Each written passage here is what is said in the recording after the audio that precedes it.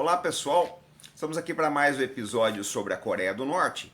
E no capítulo anterior, que foi aquele Porque a Coreia do Norte não é o Iraque, nós reconstruímos a trajetória e as razões que ajudaram a instituir toda essa paranoia, tensão e desconfiança que existe ali naquela região. Tá?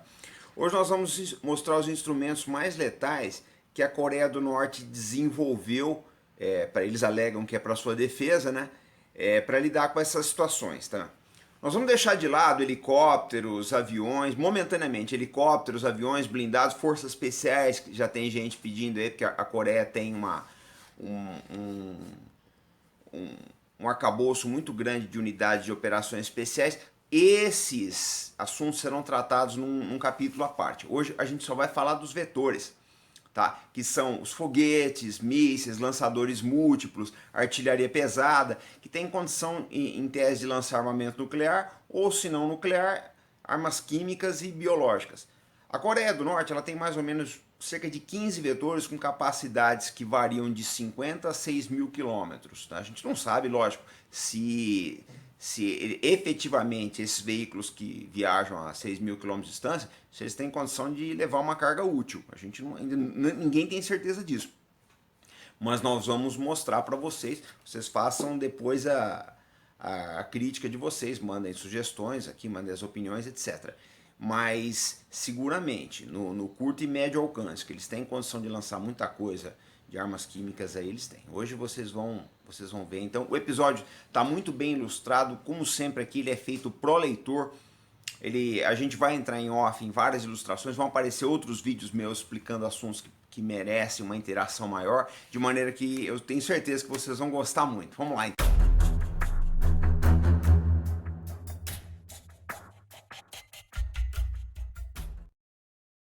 Bom, esse veículo que vocês estão vendo aí é um lança-foguete de 300mm KN-09. Ele é feito a partir de um caminhão chinês e o projeto do foguete é russo. Os norte-coreanos são muito criativos, tá? Eles são muito engenhosos. Eles pegam peças de dois países e remontam uma arma local muito bem feita que funciona muito bem. Esse lançador de foguetes deve ter alcance de 180 a 200 km. Ele entrou em serviço em 2016 e é tração 6x6. Bom, esse aqui é um Hwasong 1, né? É o nome local para o Luna ou Frog 3 soviético, né? Que foi fabricado nos anos 60, aí, de 1960 a 64. Os norte-coreanos devem ter 24 lançadores desse foguete aí. Ele alcança mais ou menos 45 km, na faixa de 45 km. Bom, esse é o Hwasong 3, que é a designação que os norte-coreanos dão para o veículo Luna M ou 9K-52. Trata-se de um artefato soviético, projetado mais ou menos, entrou em serviço, né, em 1964, com alcance de 70 km. O foguete dele não é míssil, é foguete, tá? Uma ogiva de 550 kg. E acredita-se que os norte-coreanos têm 24 exemplares desta arma. Bom, Punsong-1, que é a designação local, também conhecido como P-15, Termite, Silkworm, que é bicho da seda em inglês, né? É um míssil antinavio de origem soviética, desenvolvido nos anos 60. O alcance inicial estaria em torno de 80 km, mas os norte-coreanos devem ter feito modificações e acredita-se que esse míssil possa alcançar até 300 km. Ele transporta uma ogiva, né, uma cabeça de combate de 454 kg, equivalente a 1000 libras. Bom, esse que vocês estão vendo agora é um Kunsong 2, que ele é basicamente uma variação, mais uma variação do P-15 Termite russo, né? Ou seja, é um míssil eminentemente naval. Pode ser lançado de barcos, de instalações costeiras e até de submarinos. Ele é um míssil subsônico, atinge 0,8 Mach, que é 80% da velocidade do som, tem alcance de 85 km, 70% de probabilidade de atingir o alvo. Pesa 2.300 kg, dos quais 513 são da ogiva, da cabeça de guerra, né?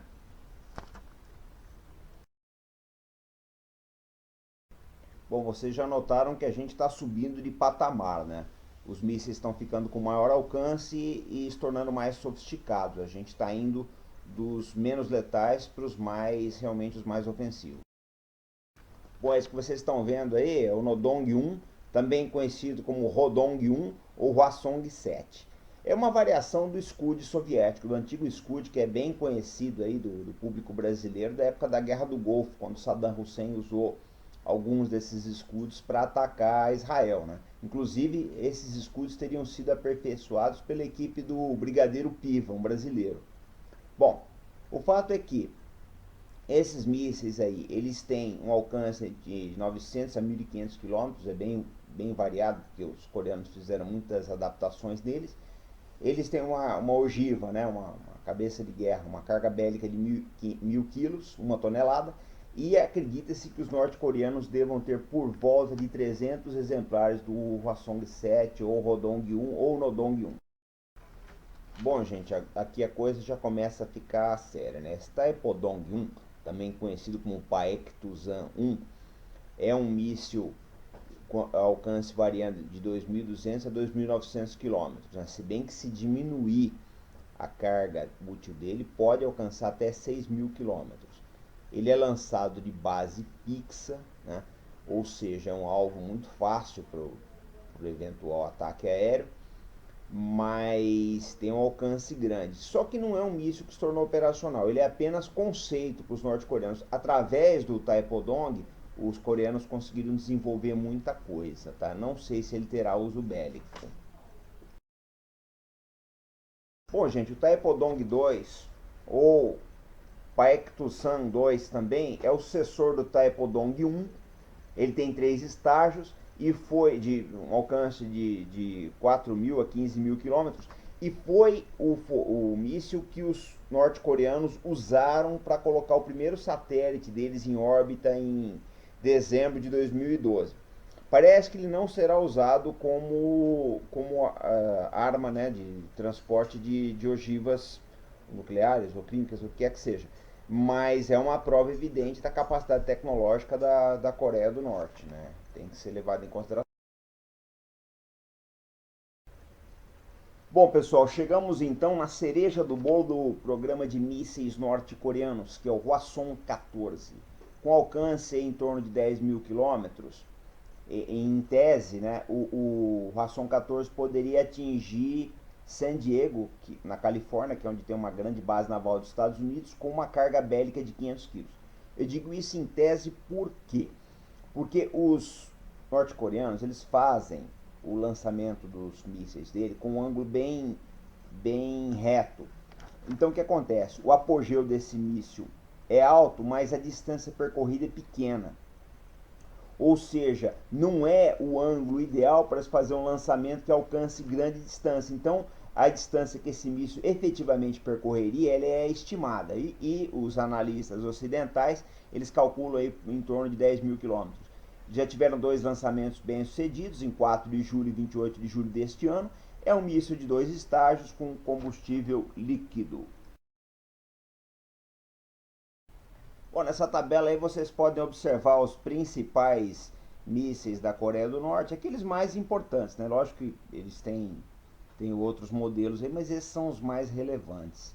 Então eu deixo aí esse extrato para vocês poderem fazer comparação, e quando aparecer alguma coisa na imprensa, e vocês já sabem, não, esse míssil aqui é o Taepodong ou é o Rodong, etc. Ok?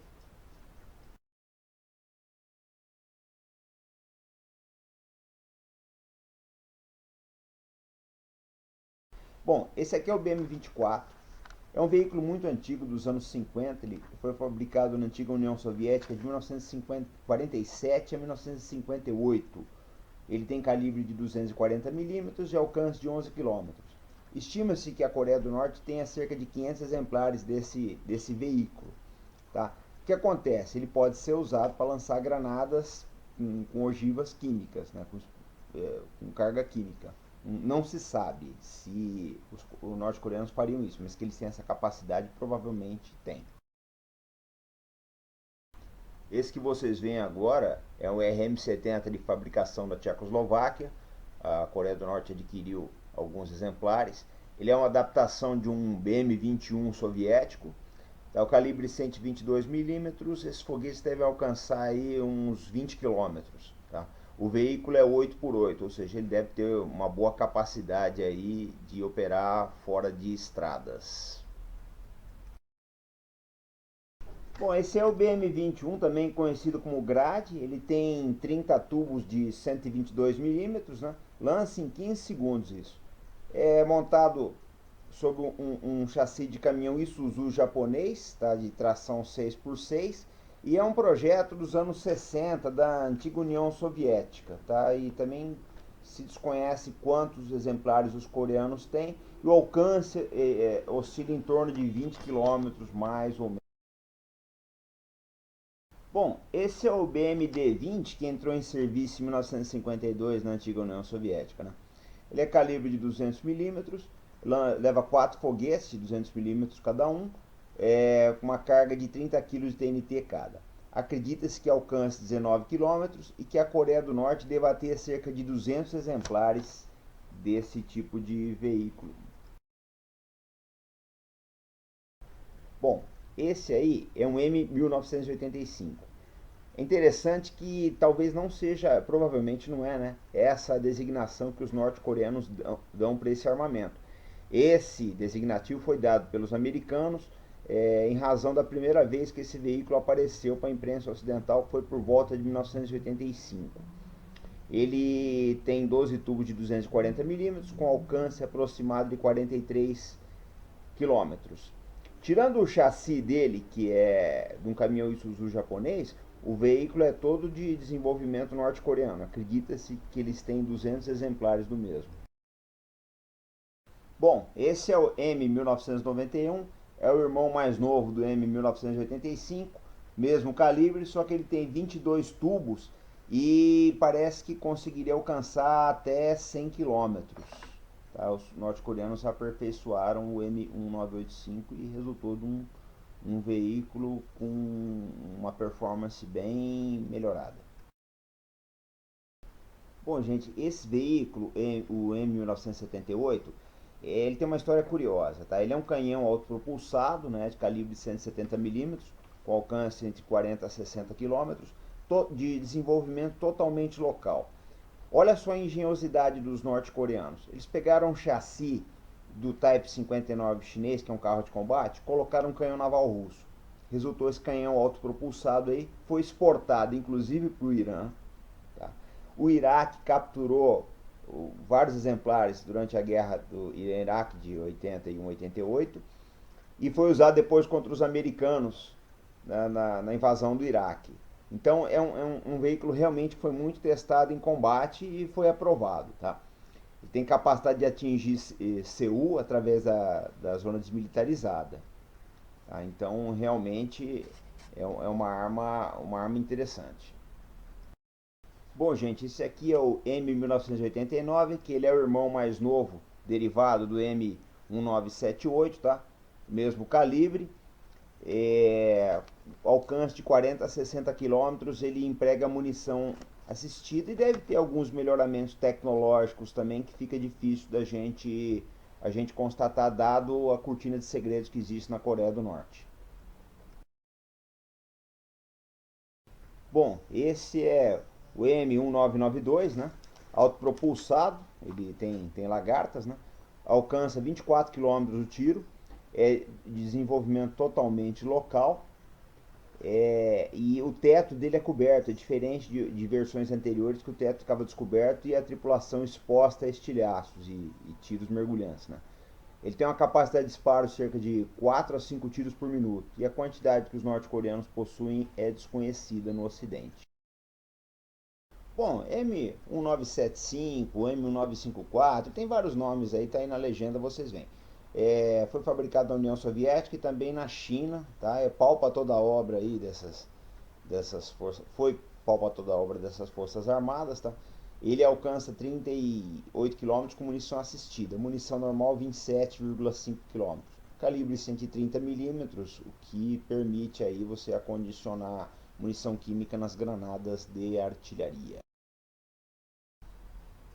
Bom, o M1985, de fabricação soviética, é um projeto dos anos 50, esteve envolvido em todas as guerras que a União Soviética patrocinou ou lutou, né? Então ele foi do Vietnã às guerras do Oriente Médio, passando pelo Afeganistão. Ou seja, foi uma arma já muito bastante provada em combate, tem diversas versões por aí. Hearts não quer dizer corações, é um conceito, vocês podem ver o acrônimo aí na tela, tá? São abrigos de concreto endurecido para esconder as peças de artilharia. Muitas vezes esses abrigos são cavados na rocha, como vocês podem ver nas fotos tiradas por satélite aí, e eles são pequenos, de maneira que é muito difícil atingir com aviação. Protegem bem o canhão porque ele fica lá dentro da caverna. Quando precisa atirar, ele sai, atira e volta para dentro. Então é bem difícil ser atingido. E eu precisei mencionar isso aqui porque acrescenta poder à artilharia norte-coreana.